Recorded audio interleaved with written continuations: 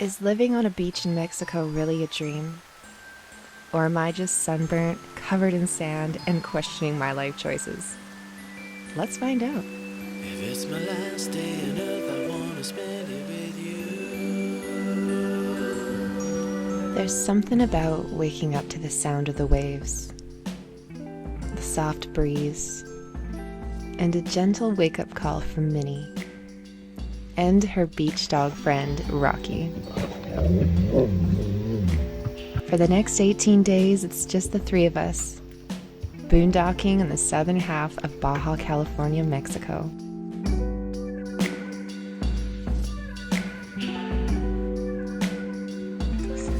Minnie's been waking me up at about 6:30 every morning, which forces me into a routine. Without her, I'd most likely revert back to being a night owl, which really messes with my daily productivity. As per routine, I'm making coffee and the dog's breakfast before our morning beach walk. Rocky's been having sleepovers with us lately, and Minnie doesn't seem to mind. I'm just calling myself his foster mom while I'm here. He's part of our beach pack.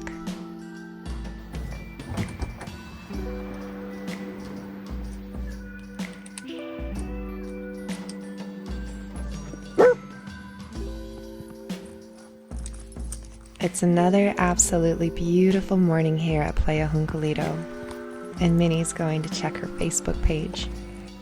She's gotten some new comments on her last post.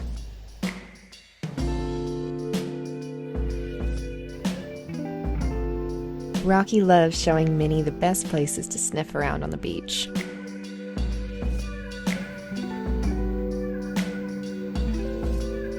After a nice beach walk, we're back at camp, and it's time to convince Minnie that she's actually thirsty. Does anyone else's dog do this? Well done, Minnie. Brent has just left for 2.5 weeks, but before he did, we took a trip into the nearest town to pick up a few things and to fill and dump our tanks at an RV park. Well, we've just arrived here at Loreto Shores, and in the past we've just arrived. There's always a space available for us, and this time there isn't. It's completely full. Brent has gone in to see if we could rent the dumping station, if they've got one, hopefully. We don't know. But we're in Loreto. There's other RV sites available, but they aren't really great for big rigs, so we'll see. We'll see what happens. So, back down these dusty roads again while we search iOverlander for an RV site that's big rig friendly. Luckily, we found one just outside of town called Romanita RV Park 2.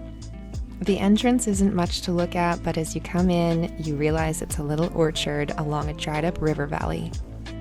These full hookup sites in the trees are ideal for vans and smaller rigs, and our big rig zone definitely left us baking in the sun. It did have everything we needed though, so can't complain. And bonus, we were told we could pick some fruit.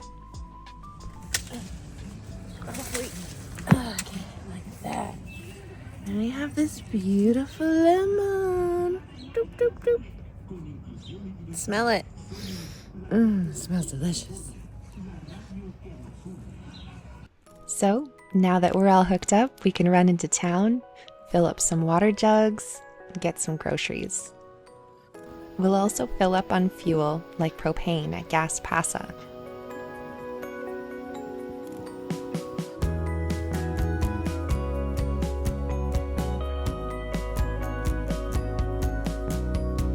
After a couple nice nights, we said goodbye to our RV park friend and headed back to the beach where I'll be living while Brent's gone. Down a bumpy dirt road off the highway is a beautiful beach called Juncalito. It's a part of the Loreto 2 National Park, which now requires you to purchase nightly or annual passes. You can do this at the Marina office in Loreto.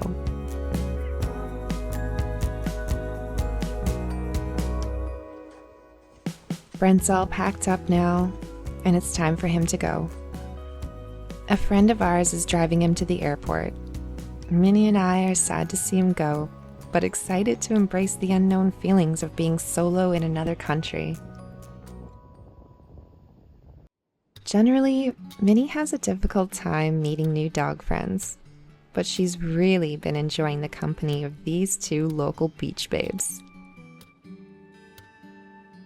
And although I feel a little lonely at times, I do have a couple very handsome boys who have been following me around the beach, and they make pretty good company. My first blue job today is moving gasoline from a big jerry can to a small one, and then I can easily fill the generator.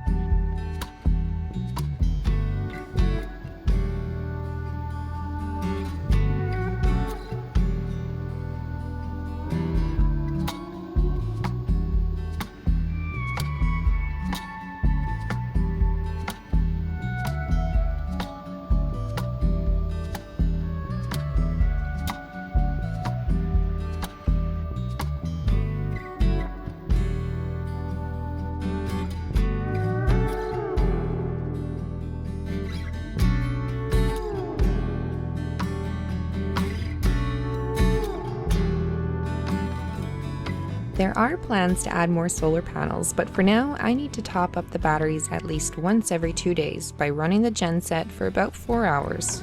While doing this, I can also charge batteries.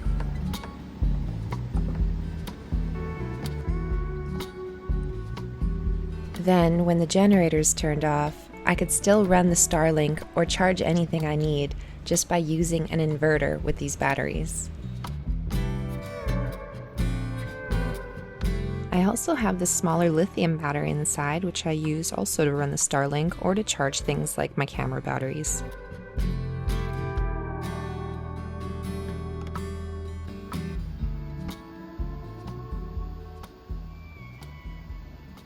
It is calm and beautiful out this morning, so I'm grabbing my paddleboard and seeing if I can catch something for dinner.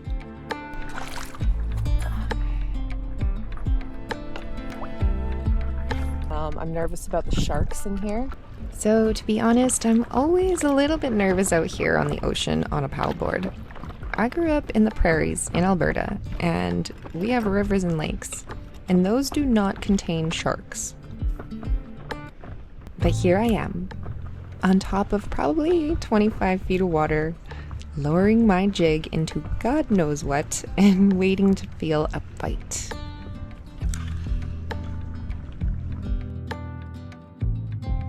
After getting my jig stuck in the rocks a couple times, I feel some resistance again, but this time it's different.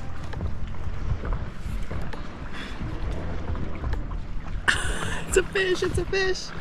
Oh yeah, it's really a fish. Oh my God. Yes. And all of a sudden, all of my fears turn into focus and excitement. It's a good one. Oh yeah, this is too cool. Oh my God.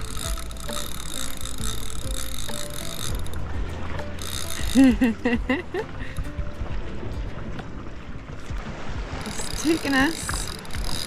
Whoa, okay. Oh yeah. I think I see him.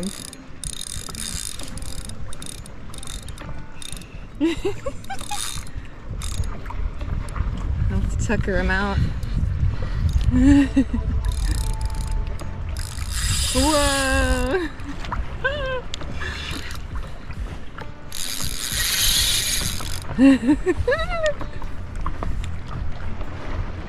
What are you? Shit. Whoa!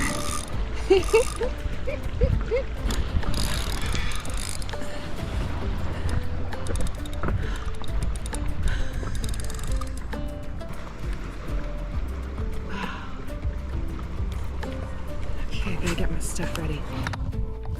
In the excitement, I accidentally turned off my camera, but here it is, my first golden trevally or golden jack.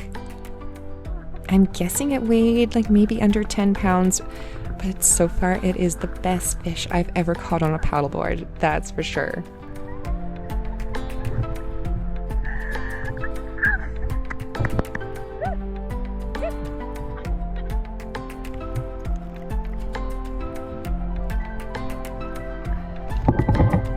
After putting everything away, I bled the fish, and now I'm heading back to shore to get it cleaned up. I've got my fillet knife, Ziplocs, and my cutting board.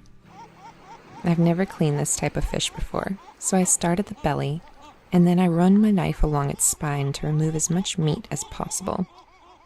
I think this is actually the biggest bottom feeder that I've ever caught in Mexico. I think tonight, all I'll need to cook is the head. The collar and cheeks should have enough meat on them for me. By the way, cleaning the cutting board with sand is extremely helpful for removing scales, which, if you've cleaned fresh fish before, you know they can stick on everything.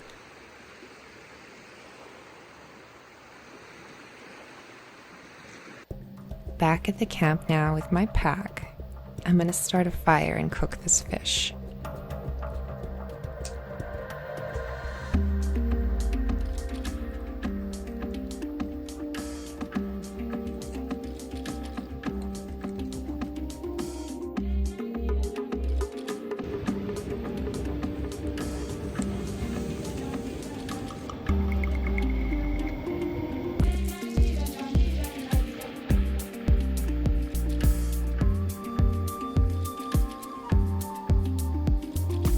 Oh man, this cheek meat is so incredibly tender and juicy. And don't worry, I did end up sharing with the dogs. They are my protectors after all. They see, hear, and smell way more than I can. They alarmed me of something behind the camp, so armed with pepper spray, I went to check it out. And it turned out to be my neighbor searching for firewood behind my camp. So thankfully, all good. Really good job, Minnie.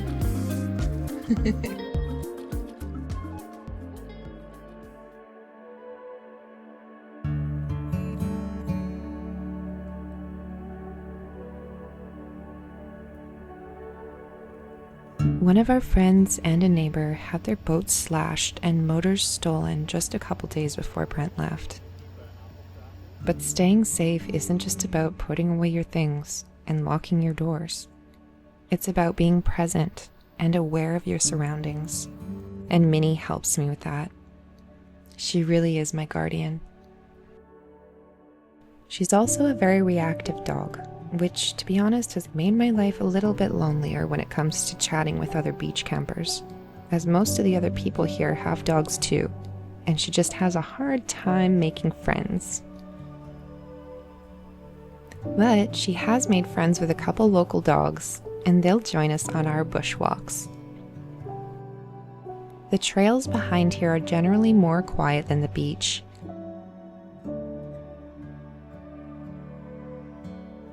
So yeah, a little lonely, but on the bright side, some of these paths back here have led me to some really cool places.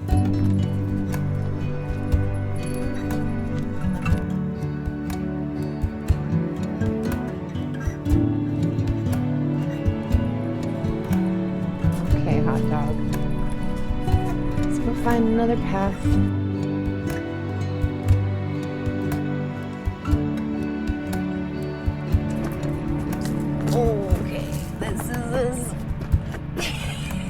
Close as I want to get to these prickle bushes.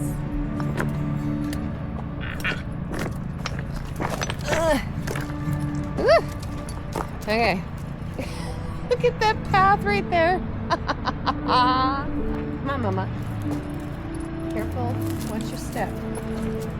People see the freedom, the beach life, but it's all peaks and valleys, like everyone else. There are days that I sit here wishing I was doing more, because as a human, we crave purpose. Without community or productivity, it's easy to feel a little untethered, and that's where routine saves me. Another thing that saves me are Brent's friends' parents, who live on the other side of the beach. I've gotten to do a few town runs with Darlene. We went together to get our park passes, got the paperwork, went to the bank to pay, and then back to the marina office to get our cards. She's also shown me some of the stores in town that I haven't shopped at yet, including the market in Nopolo and Pan K Pan, the most popular bakery in the area. But no matter what we do, the company is really nice too. Sometimes I catch myself saying it out loud. I'm living the life I'll be dreaming about at the end of August, deep into work at the lodge, when I'm exhausted, covered in kitchen sweat, and pushing through the final stretch of the season. I'll be thinking of this place, this sun. This tan will be my reminder until it wears off.